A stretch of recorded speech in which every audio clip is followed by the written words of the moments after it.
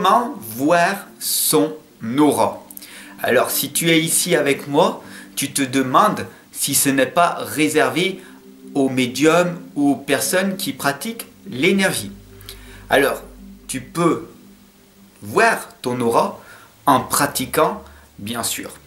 Donc, aujourd'hui, on va regarder ensemble un exercice que tu peux faire pour voir ton aura. Alors, premièrement, respire profondément.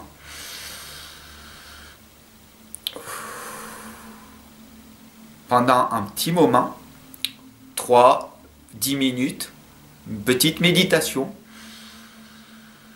pour que tu sois complètement détendu. Une fois que tu es détendu, déstressé, tu tends ta main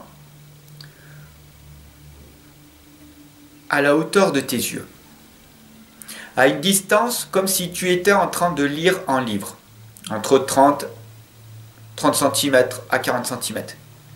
Tu tends ta main à la hauteur de tes yeux et tu fixes ta main. Et tu restes comme ça pendant 3-4 minutes. Au bout d'un moment, autour de ta main, tu vas voir une fine pellicule bleue d'une couleur électrique, bleu électrique, autour de ta main. Et là, tu auras vu ton aura. Alors, ce n'est pas grave si tu n'y arrives pas dès le départ, parce que cela demande de la pratique et cela demande de travailler sur tes facultés psychiques. Voilà un exercice très simple à effectuer pour que tu puisses voir ton aura.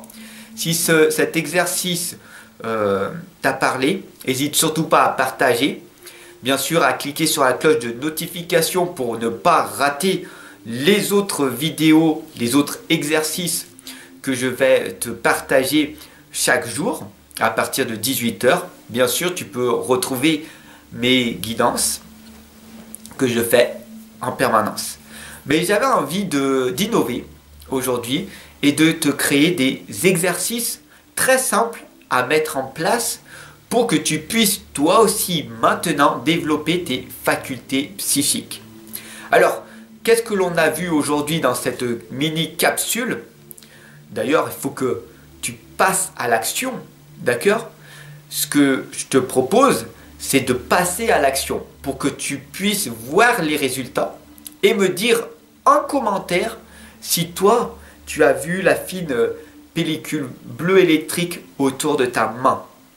Si c'est le cas, bah c'est merveilleux, mais ça ne veut pas dire que tu es médium. D'accord? C'est comme par exemple quand tu es que tu as eu un 18 sur 20 en histoire, c'est pas pour ça que tu es un historien. Voilà. C'est un exercice que tu as réussi. Voilà. Tout simplement. Je vais te partager d'autres exercices. Si ça t'a plu, dis-moi en commentaire si tu as aimé cet exercice, si tu as réussi à l'avoir, quelle sensation tu as eu quand tu t'es mis cet objectif en place. Voilà. J'espère que cette capsule t'aura parlé. Si c'est le cas, n'hésite surtout pas à t'abonner, à partager et bien sûr à cliquer en dessous là dans la description pour t'offrir les 6 pages de mon livre de l'inconscience à la renaissance. Je te retrouve très très vite. Ciao.